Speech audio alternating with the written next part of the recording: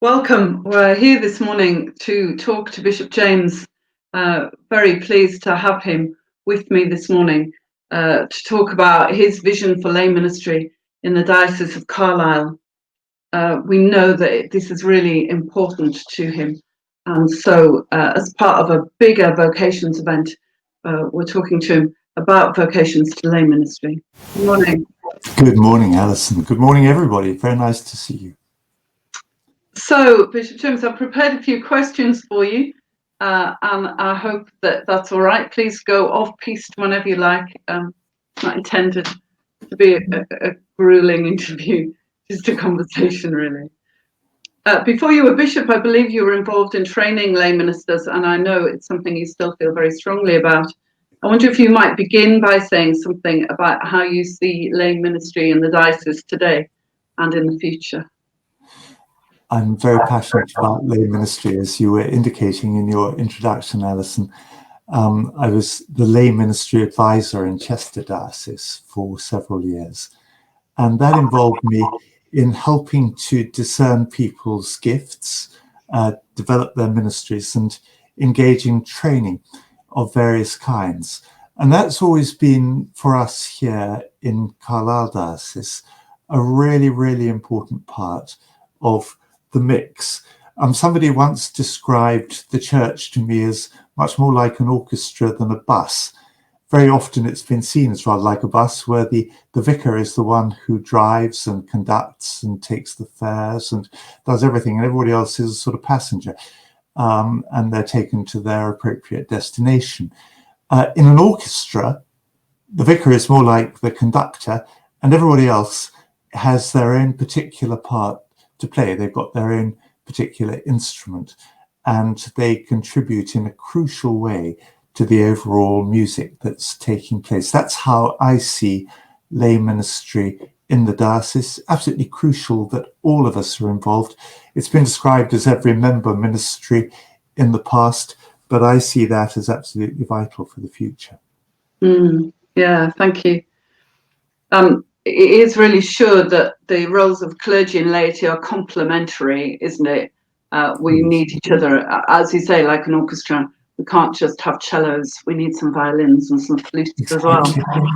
And I'm wondering how we might ensure, though, the distinctiveness of clergy and laity while we continue to encourage the vocations to both kinds of ministry. Yes, I'm so glad you talked about vocation there, because very often in the past, people have seen vocation as being something that applies only to monks and nuns and clergy and people who've got some kind of religious uniform. Whereas actually, of course, all of us have a vocation. There's a lovely book called or Collared by somebody called Francis Dewar, who he says all of us have a triple vocation. We're called to be a disciple of Jesus first, and then we're called to develop our gifts and have a particular ministry, which is for us, our ministry, second. And third, and I particularly like this, he says all of us are called to sing our own particular distinctive song. In other words, each of us has something to contribute that nobody else in the world can contribute. We've been specially made for that purpose.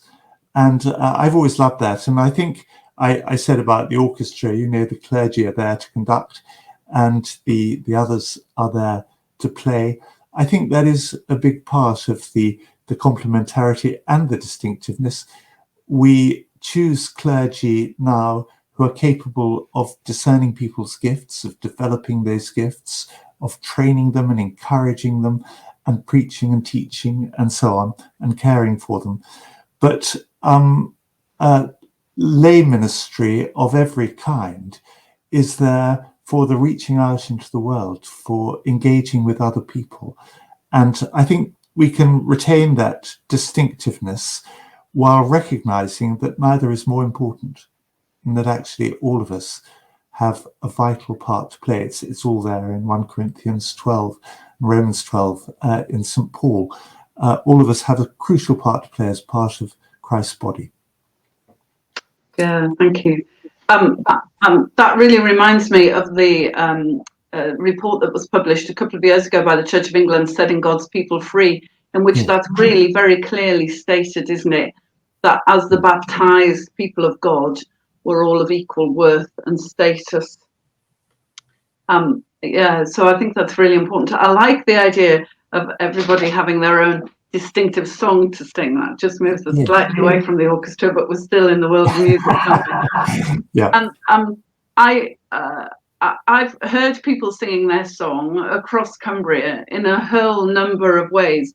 There's really a lot of lay ministry flourishing across the whole county, isn't there?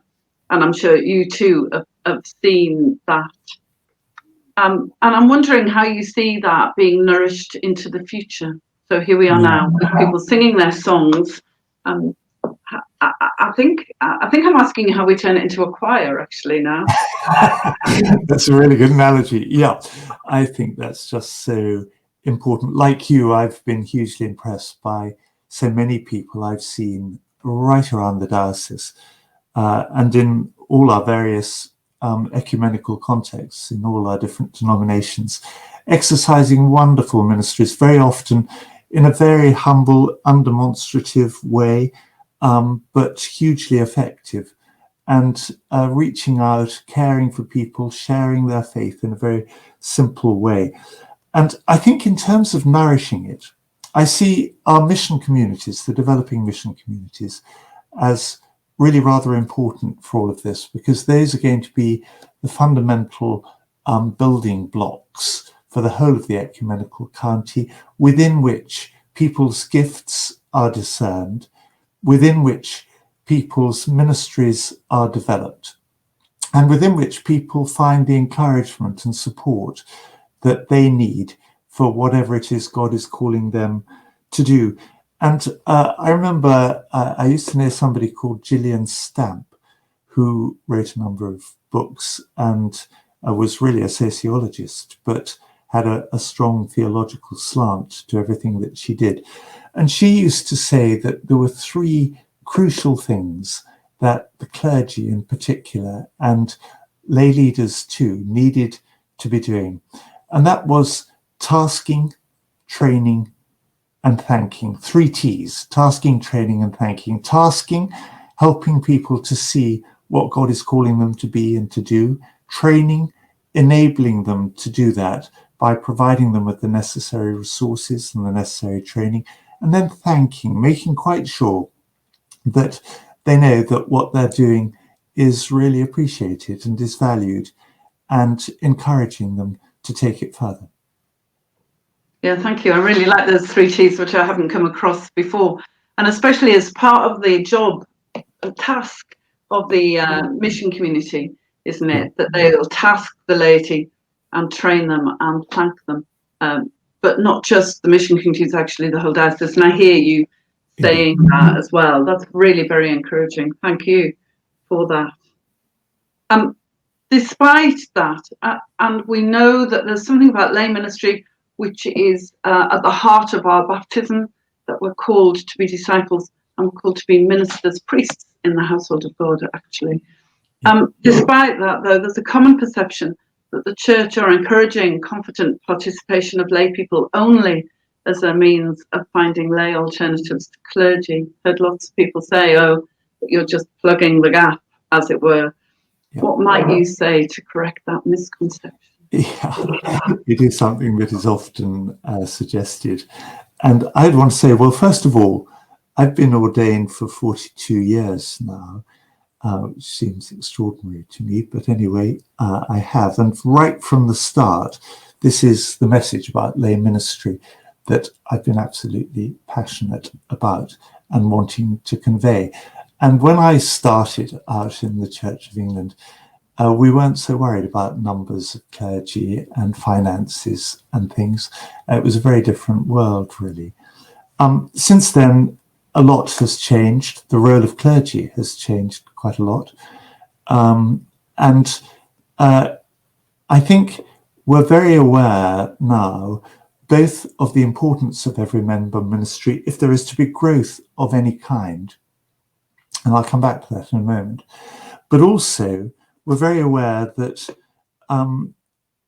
unless we encourage the growth of the ministry of all God's people, set God's people free, in fact, we will not be doing the job that we're called to do. And I mentioned growth. Now, it seems to me, and it's certainly been my experience right the way through and continues to be, that we can only grow as individuals if we discover the gifts God has given us and begin to use them. That's a big part of what discipleship is all about, and that's really what we're talking about here. Lay ministry is discipleship. It's being a follower of Jesus.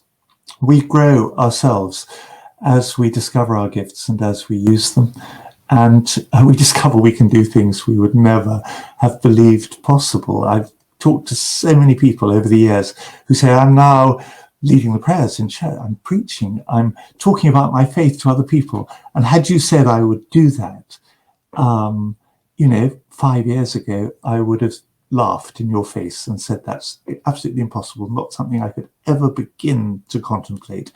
So our own growth comes from exercising a ministry, and that's true whether we're lay or ordained. And also the church's growth comes through exercise of our gifts and developing a ministry, because I think the one thing all the research has shown is that the church grows primarily through people's contact with their friends and family and other people they work with and so on. The number of people who become Christians through clergy is really quite small. The number of people who become Christians through lay people is really quite large. And that's a very important thing to remember. The clergy are there to enable everybody else to engage in the mission to which we're called by God and in which we share. Yeah, thank you. I think that's really important, isn't it, about discovering gifts and using them and the sharing of faith as part of everybody's discipleship. It's not something added on, is it? Like an extra layer of ministry. It's part of who we are and what we are as Christians. Yeah. We're having this conversation as part of an event to encourage lay vocations. So I said that in my introduction. As we think about discovering gifts, I wonder if you've got any encouraging words for those considering developing their ministry a little bit more formally. For example, we've got a course called the SHAPE course, which I know you know very well. It's been in the Diocese and actually it's used internationally now, which really helps people discover the gifts. Really useful thing to do even for people who think they're living out their gifting. But I'm wondering if you can say some words of encouragement for people that might be just considering taking that extra step into maybe being trained and formalizing their role a little bit. I hear a great reluctance sometimes for that, although actually it's a bit of a setting free and allowing your wings to spread. Anyway, I wondered if you could say something about that. No, it's a really helpful point to make. People often say, oh, well, I don't need any sort of label to exercise my ministry. And of course, that's absolutely true. Nobody would dispute that. We don't need labels to be Christians. Though being a Christian is itself a bit of a label, not least nowadays. But I think experience shows that where people are willing to devote the time and give the energy to some sort of training, they really benefit hugely themselves and they become much more effective in what they're doing. That applies to absolutely everything. We were talking about musicians previously. Any musician, whether they're playing an instrument or singing, knows perfectly well that you can only improve by practice and by training. And you don't just pick up a violin and play as a sort of prodigy. You need somebody to help you. I know that, having learnt the violin as a child. I couldn't have done it without help, a lot of help. And just the same, I think, applies to lay ministry. I think most people who get involved with some sort of training for lay ministry really enjoy it, really appreciate it, and really benefit from it. And the benefit is not just for them, it's for all the people they're going to be in touch with, helping in a variety of ways in the future. And that's not only in the church, because I think the crucial thing to remember is that what we're talking about is our discipleship in the world, as well as in the church, in the supermarket, and our places of work, and our homes, as well as in church. And one of the most helpful things I've ever come across was something which my former bishop, with whom I worked in Chester, used to talk about. He'd been in a church once where, as you went out of the west door, as you went out, there was a notice above it which said "Servants' Entrance." The notice was on the inside, not the outside. So as you went into the world, out of the church, you were going out to engage in service. And the training is to help us be more effective as servants of the living Lord. That's what it's all about. Whether you end up with a label or not, the label can be helpful sometimes in terms of the authority that it gives and so on. But whether we've got a label or whether we haven't, we need that help, that encouragement and that training if we're going to be more effective as servants. Yes, thank you. Indeed, that's right. That's our task, isn't it, as disciples and servants going out into the world. That's lovely. I'm going to leave it there. What you've said has been so encouraging.